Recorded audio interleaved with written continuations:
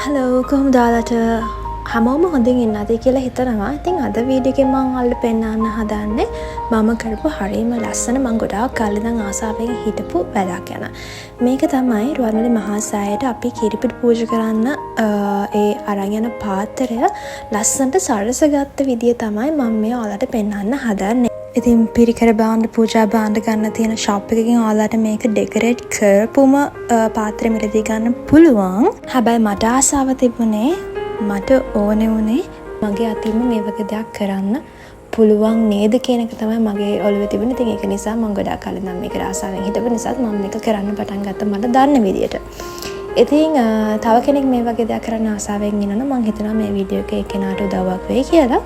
අපි බලමු මේක කොහොමද මම කරන්න පටන් ගත්තේ කියලා. මම මේ පාත්‍රය හොඳට පිරිසිදු කරලා අරගෙන ඊට පස්සේ අපි ළඟ තියෙන මෙන්න මේ පබලු, එතකොට sequins, මේ pearls, ඊට පස්සේ stones වගේ දේවල් මේකට මේ විදිහට අලව ගන්න තමයි තියෙන්නේ. ඉතින් මම මේකෙදි මෙතනට use කරලා තියෙන materials තමයි B600 glue එක අරන් තියෙනවා. ඒ වගේම ඔයාලට කැමති විදිහට මේ පබලු, එතකොට sequins, ඊට පස්සේ අපි ගත්තොත් මොනවාද ස්ටෝන්ස් වගේ ඒ වගේ අයිටම්ස් ඔයාලට කැමති දෙයකට යොදා ගන්න පුළුවන්. ඉතින් මම මෙතනදී පාවිච්චි කරන්නේ pearls අරන් තියෙනවා. ඒත් එක්කම පොඩි අර ස්ටෝන්ස්, ඒ වගේම sequins, ඒ වගේ ටිකක් තමයි මම මේකට ගත්තේ. මේක මගේ ෆස්ට් ටයිම් නිසා මටත් ලොකු අයිඩියා එකක් තිබුණේ නැහැ. මොන වගේ දේවල්ද හරියටම මේකට අපිට මේකට ඕන වෙන ලිමිට් එක කොච්චරක්ද කියන එක මට අයිඩියා එකක් තිබුණේ නැහැ. ඉතින් ඒක නිසා මම සෑහෙන ලොකු ප්‍රමාණයක් ගත්තා. හැබැයි ඉතින් ගොඩක් මට ඉතුරු වුණා. ඉතින් ටික කරනකොට තමයි මේක අපිට ඔළුවට යන්නේ මේ ප්‍රමාණය ඇති වෙයි කියන එක. ඉතින් කොහොමදත් සාරි shops වල වගේ ඔයගොල්ලන්ට ගියොත් මේ materials හොයාගන්න පුළුවන් ලේසියෙන්ම. ඉතින් ඊට පස්සේ මේකට අපිට තියෙන්නේ එක රටාවකට මේක ලස්සනට මේ glue එකෙන් අලවගෙන යන්න. ඉතින් මේකට අර tool එකක් තිබුණා නම් ඔයගොල්ලන්ට මේ එකින් එක මේ stones අලවන්න හරිම ලේසි. මම අතින් තමයි මේක කළේ. මට කරගෙන යනකොට තමයි තේරුනේ මේක පොඩ්ඩක් ලේසි අපිට ඒ tool එකෙන් කරගෙන යන්න තිබුණා. මොකද අර glue එක අපේ අතේ ගෑවෙන නිසා සමහර වෙලාවට අනිත් stones වල ඒක ගෑවෙනවා. එතකොට ඒක අපි පොඩ්ඩක් clean කරගන්න ඕනේ. ඒ වගේ පොඩි issues මගදී එනවා. ඉතින් මම මේ දේවලුත් කියන්නේ ඔයගලන්ට එතකොට මේ දේවල් අඩු කරගෙන මේක ඔයාලට ලස්සනට පටන්ගෙන කරගෙන යන්න පුළුවන් නිසා.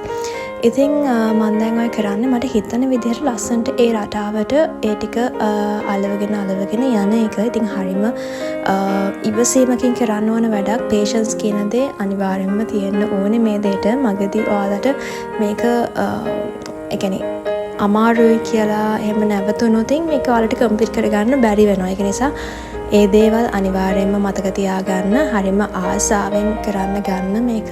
එතකොට මේක ලස්සනට ඔයාලට ඉවර කරගන්න පුළුවන්. ඉතින් මං හිතුවේ මට මේ දේ කරන්න අමාරු වුණත් කොච්චර වෙලාවක් මේකට කැප කරන්න උනත් ඉවසීමෙන් මේක කරන්න ඕන වුණත් මම මේක කොහොම හරි කරනවා කියන එකෙන් තමයි මම මේක පටන් ගත්තේ. ඒක නිසා මම හිතුවා මේක හරිම ලස්සනට ඉවර කරගන්න පුළුවන් වුණා. මට හරිම සතුටුයි ඒක දැක්කහම.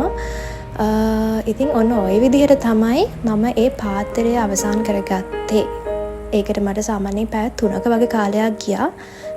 පැය 3කින් වගේ මට සම්පූර්ණ මේක ඉවර කරගන්න පුළුවන් වුණා. ඊට පස්සේ පහුවෙනද තමයි මම මේ ඒකට අදාළ ඒ 30 tray එක, එතකොට ඒකට තියෙන ගිලන්පස පූජා කරන ඒ වෙනම වීදුරු ටික, වීදුරු නෙමෙයි මොනවද ඒකට කියන්නේ, ඒ ගිලන්පස පූජා කරන වෙනම තියෙන ඒ තටි, ඊට පස්සේ මොන හරි අපිට පළතුරු වගේ දේවල් පූජා කරනවා නම් මම ගත්ත වෙනම තටි වගේ ඒ ටික, ඒ ඔක්කොම මම එකින් එක ඩෙකොරේට් කරගෙන යන ගමන් තමයි ඔය තියෙන්නේ. ඉතින් ඔය විදිහට පබලු අල්ලලා ඊට පස්සේ මම අර සාරි රේන්ද වගේ ඒවත් ගත්තා. ඒවෙන් මම සමහර ඒවා කපලා ඒවෙන් මට අවශ්‍ය විදිහට මම ඒවා හදාගෙන තමයි ඒක අලවගෙන ගියේ. ඉතින් ඔන්න ඔය විදිහට අන්තිම තටි තුනත් මම ඉවර කරගන්නවා. තටි වලට ලොකු ඩෙකොරේෂන් එකක් කළේ නෑ. මොකද අපිට එතන මොන හරි පූජා කරන දේවල් තියන්න ඉඩ තියෙන්න ඕන නිසා ඒවා ටිකක් සාමාන්‍යයෙන් පොඩි තටි. ඉතින් ඔය විදිහට මම ඉවර කරගත්ත මේ පාත්‍රය තමයි ඔයාලට පේන්න තියෙන්නේ. හරියම ලස්සනට කියවරන මට හරියම සතුටුයි. ඉතින් මේක ඔයාලත් එක්ක ෂෙයා කරගන්න හම්බුන එක ගැනත්. ඉතින් එහෙනම් අදට එච්චරයි. ආයෙමත් ලස්සන වීඩියෝ එකකින් හම්බෙමු. ගිහිල්ලා එන්නම්.